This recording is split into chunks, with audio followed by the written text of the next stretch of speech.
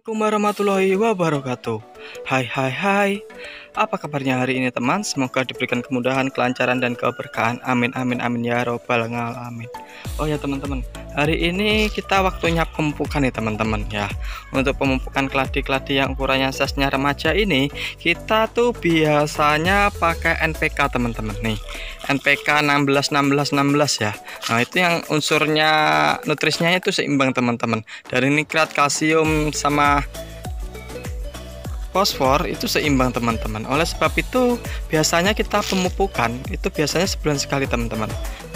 Kita pakai pupuk ini ya. Untuk cara pemupukan itu ada dengan dua metode cara ya teman-teman. Selain ditabur itu bisa dilarutkan dalam air teman-teman. Nah oleh sebab itu kita pakai cara yang simpel ya teman-teman. Kita pakai dengan cara ditabur ya. Ini pupuknya. Terus inilah.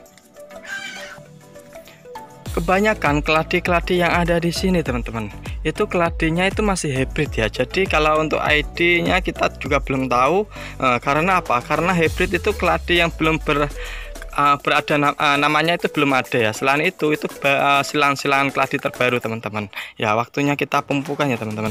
Ya biasanya kita itu pakai antara 5 sama 5 butiran ya teman-teman. Nah, pengaplikasiannya segini teman-teman. Nih, tinggal ditabur ya. Nah.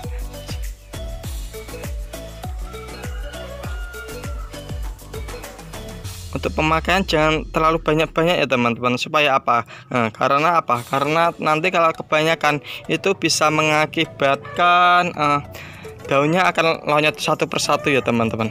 Dan selain itu kalau cara pemakaiannya itu usahakan jauhkan dari jangkauan itu teman-teman batang keladi ya. Karena apa? Karena ini pupuk NPK itu menurut saya itu cukup keras teman-teman. Nah, nanti kalau bisa mengakibatkan selain kelonyotan daunnya satu persatu itu kalau tidak sesuai dosis itu bisa mengakibatkan busuk teman-teman dan terbakar. Nah, nih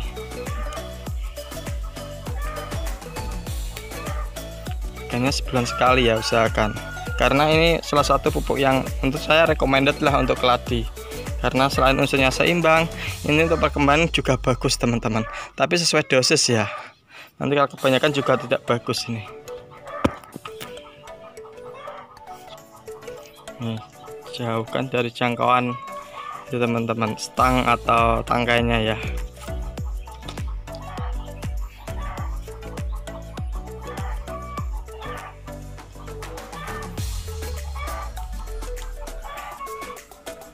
Selain kita pakai pupuk kimia, biasanya kita juga pakai pupuk alami teman-teman ya. Biasanya tuh kita juga pakai itu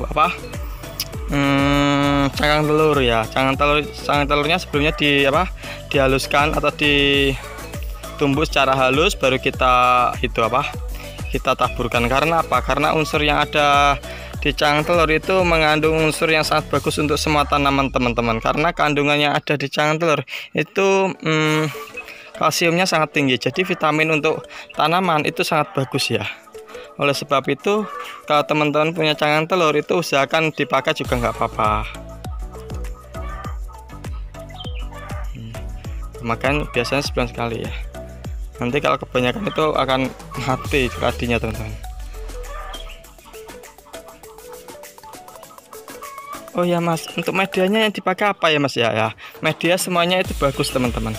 Semua media itu sebenarnya bagus ya, media itu bagus, yang penting intinya itu poros ya. Biasanya kalau saya pakai itu dari fermentasi daun terembesi, terus sekam mentah sama sekam bakar ya. Nah, karena kandungan yang ada di daun terembesi itu sangat bagus ya. Selain medianya alami,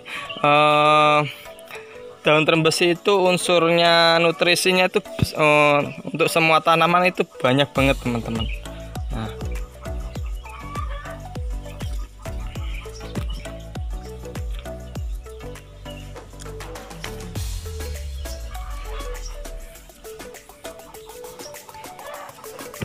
nih kalau putih-putih ini cangkang telur ya. Nah cangkang telur teman-teman, ini size-nya keladi kebanyakan masih remaja teman-teman.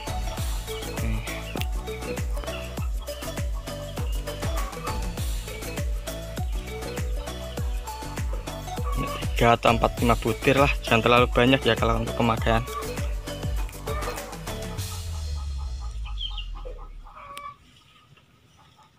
Jadi selain kita lebih praktis, pemupukan itu sangat manfaat ya untuk tanaman. Karena apa? Karena semua tanaman itu butuh nutrisi ya teman-teman. Bukan hanya tanaman, semua makhluk hidup itu butuh nutrisi. Supaya apa? Supaya untuk perkembangannya itu loh, perkembangan tanaman atau manusia itu kalau nutrisinya bagus, insya Allah perkembangan dan kesehatannya itu juga bagus teman-teman. Dan cukup besar, cepat besar ya.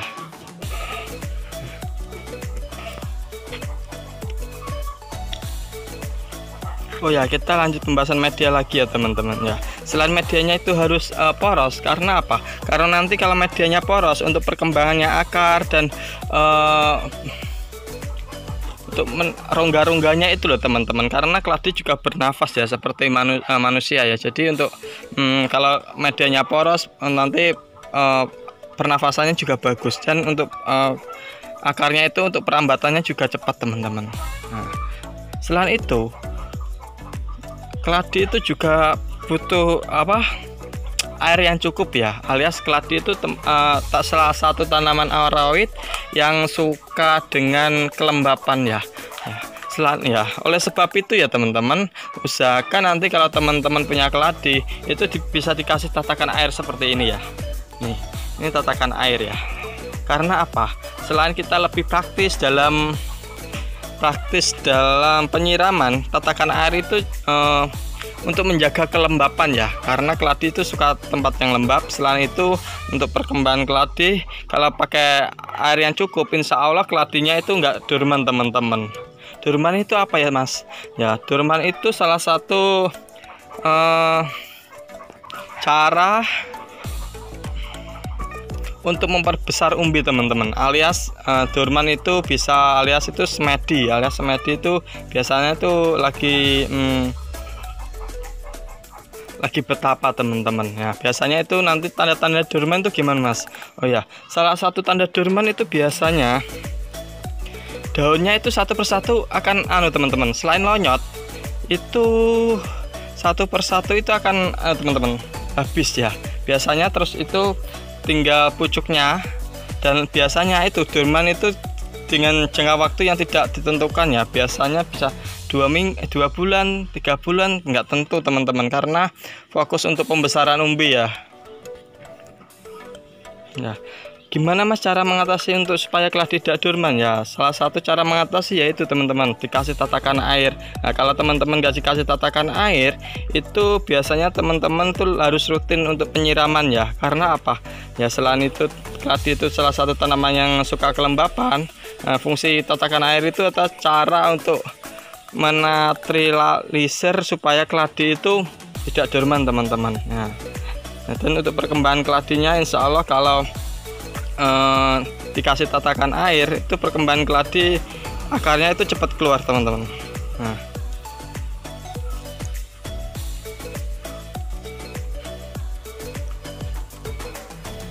misalkan seperti ini teman-teman ya. Nggak semua keladi itu perkembangan cepat teman-teman. Ada keladi yang perkembangannya lambat, ada keladi yang biasanya setahun 2 tahun itu masih cimit aja. Itu salah satunya faktornya biasanya selain medianya itu tidak pas, faktor teman-teman gen alias biasanya Thailand series teman-teman. Biasanya kalau untuk perkembangannya keladi itu biasanya sangat lambat menurut saya ya. Selain itu biasanya dari kultur jaringan ya.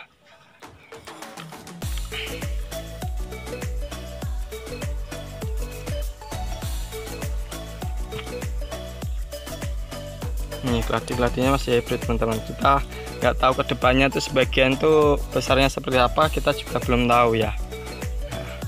Yang penting insya Allah kalau nutrisinya terpenuhi, terus simatnya terpenuhi, dan nutrisi medianya cukup, insya Allah perkembangan keladi juga cukup cepat teman-teman. Ya biasanya kalau keladi cepat besar, insya Allah nanti bisa buat bahan indukan ya, dan untuk bahan silangan. Nih semua juga pakai kan nih. Nah, kita pakai juga nih mutiara semua nih, pupuk NPK ya nih. Ladi kita biasanya itu sebulan sekali ya untuk pemakaiannya. Ini salah satu pupuk yang recommended ya teman-teman untuk pecinta keladi. Nah, tapi nggak pakai pupuk ini aja, ada teman-temannya pakai Dekastar, terus pakai banyaklah Apimic atau pupuk-pupuk yang lain teman-teman ya. Kalau kita pakainya pupuk nih PK 1616 ya. Jadi nutrisinya selain seimbang, untuk perkembangan keladi juga bagus ya teman-teman. Mungkin cukup sampai di sini ya teman-teman tentang kita pemupukan, dan semoga bermanfaat ya, dan semoga pecinta keladi itu semakin banyak, dan semoga perkeladian Indonesia itu semakin maju dan berkembang ya. Ya, kita akhiri cukup sampai di sini, dan waalaikumsalam warahmatullahi wabarakatuh. Bye bye.